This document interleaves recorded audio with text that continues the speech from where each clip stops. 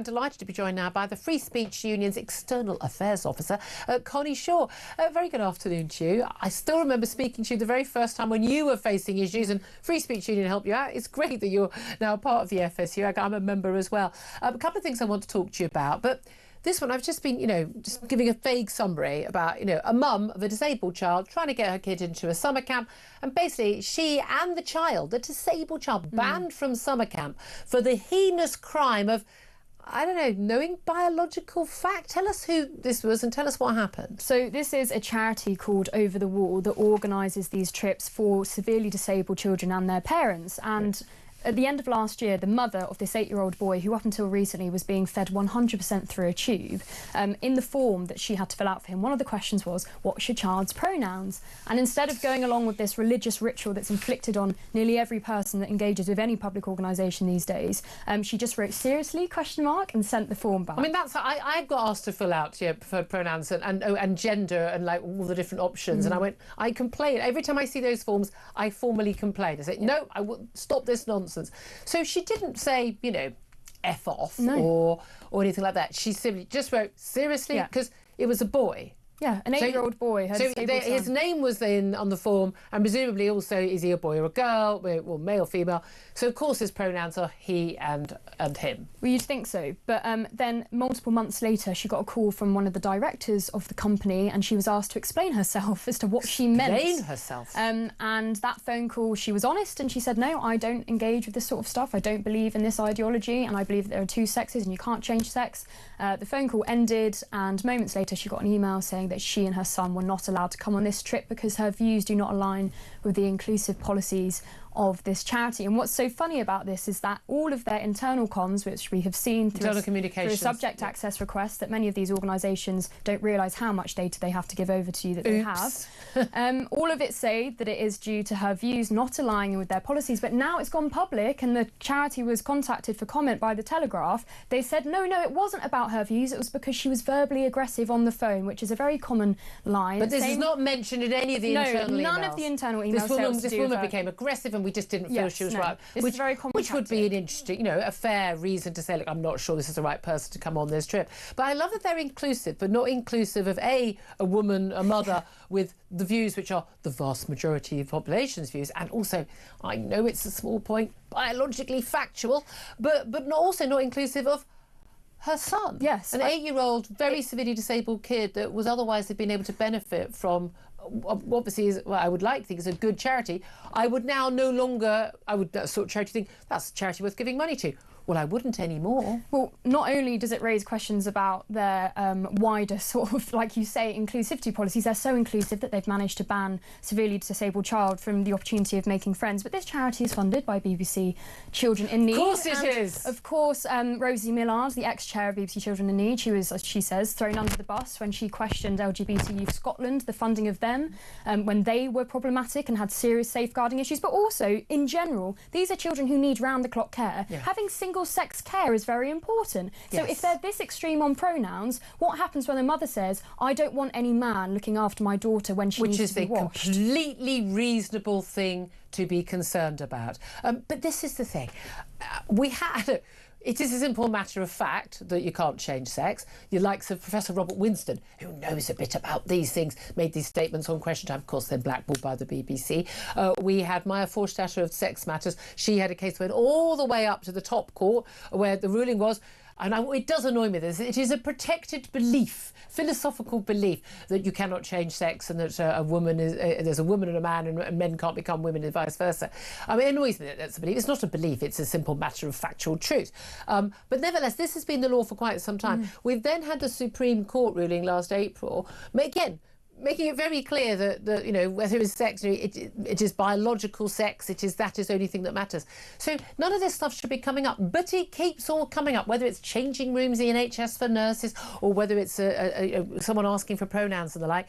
But people are being penalised and punished for saying, no, I would rather go along with fact, science and the law. And I must add, Julia, that in their statement to the Telegraph, where they start off by saying, oh, it wasn't actually about her views, it was because she was apparently verbally aggressive on the phone, they end the statement by saying, also, our decision was influenced by the fact that there's a trans child on this trip, so we thought we didn't want to cause any tension. So it's not about your views, but also it is about your views. Okay, she needs to sue them for libel. I mean, absolutely. If you've been accused falsely of being verbally abusive and you haven't, and there's no evidence that you have been, she should absolutely do that. I'll help crowdsource that one. But for me, there is no such thing as a trans child. If you've got severely disabled children, and that someone has, I mean, they ain't come up with this idea in their own heads. They've been basically told, oh, well, actually what your issue is, and we've seen this with lots of severely mentally ill children, with children who've got severe learning difficulties, like autism and the like, children who've been sexually abused, and being told, or children who are just simply gay, and they've got parents who won't accept that, being told that actually the problem they've got is actually the fact they're born in the wrong body.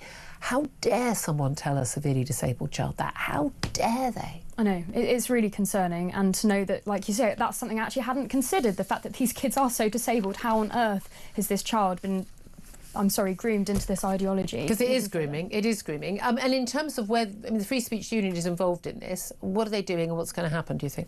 Well, the mother isn't minded at the moment to take legal action because she wants to protect the privacy of her and her child, which is even more devastating about this whole situation because her child is so vulnerable. And this is another example of ideology being put in front of the most vulnerable children who need the most suitable care. And I cannot dread to think what goes on in these camps if they are this extreme on this issue. But our single biggest category of cases, 20% of all of our cases are still transgender ideology and pronouns. So it's not a surprise to anyone going on. At the FSC. And again, you remember these people who have decided to not let an 8-year-old disabled boy come on this trip because the mother expressed factual views that were expressed by the majority of the population of this country and by the law. They think they're the nice people. I know. That's the bit that always gets me. They think they're the nice people. Can I also ask you another story? This is it. Apparently we have these visas called global talent visas, and you'd be thinking, yeah, let's say, so some big pop stars, some big names in acting, that you want them to be able to travel easily. We want them to be in their, their film roles, and we can make a load of money. Lots of people making money in the film industry, and let's face it, our popular culture is a huge export for this country. And there might be some other sort of, major artists, whether they are, I would have thought, musicians or, in a symphony orchestra or painters. Yeah, absolutely. Let's get the best of the brightest coming to this country. Well, apparently, Turkish transgender drag queens are some of those who've been included on special visas for global talent. You get 5-year visa to come here, and you get to bring your family, and because they've claimed artist merit, and they're even endorsed by the Arts Council. Is there a shortage of Turkish transgender drag queens in this country that we needed to fill? I don't know. There may be a shortage of Turkish transgender drag queens, but there certainly isn't a shortage of drag queens, and that's the talent that they're supposedly bringing. I mean, I completely disagree with drag. I think it's completely offensive. It's woman face. I do think it's woman face. Blackface not acceptable. I completely support people's right to do it, but we certainly don't have a shortage. And I think the last thing we need to be doing is importing more fascistic men into this country who want to undermine women's rights, because that's what this is. And I think people don't realise. I speak to my mum about this, and she said, "But drag's just a bit of fun." It's like, no, mum. I used to think it was fun, and I'm less and less of that. Because if you look at what these people are saying, it's mocking women, but it's also completely wrapped up in trans ideology, and that is undermining women's rights. We have enough of it going on in this country. Yeah, we don't need to import any more of it. Absolutely fascinating. Also, I can't imagine they could think, oh, I can't go back to Turkey because, look, Sam Armstrong's been with us. And I know you do a lot of work with the Conservative Party. You're an independent commentator, but you also do a lot of work at the Free Speech Union. Where do you stand on this? Well, look, I'll tell you this, you're never going to get migration down to the level that we want in this country if you're reserving places for Turkish drag queens. I mean, I think that's a fair summary of the situation. Look, we just want you to make the promises you've made. You say you can't do it, it's too tough, but you're letting in Turkish drag queens. Yeah, exactly. The other one. How do we cut the numbers? Well, here's an easy one. Are they also astrophysicists and engineers and world famous brain surgeons? Then maybe that'd be fine. Otherwise, I'm going to vote no. 12:48 time. Huge thanks to Connie for joining us.